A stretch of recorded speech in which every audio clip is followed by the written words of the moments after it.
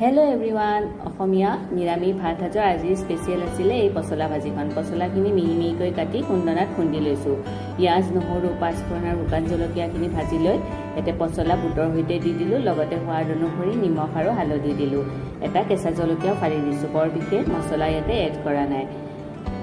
এতিয়া ঢাকন লগাই দিম পচলাখিনি যে ইমান ভাল আছিল সোনকালে সিজি উঠিছে দুপৰীয়া ভাত সাজো সজাই লৈ আহিলোঁ মাটি দাইল বনাইছিলোঁ লগত আছিলে বইল আলু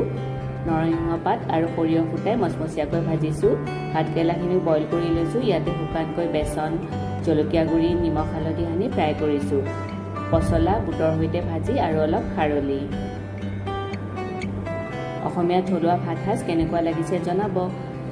মাটি দাইলখন থাকিলে যে ভাত দুটামান সৰহকৈয়ে যায় আপোনালোকৰো হয়নে বাৰু তেনেকুৱা পুনৰ এটি নতুন ভিডিঅ'লৈ অতি সোনকালে আহিম আপোনালোকৰ মাজলৈ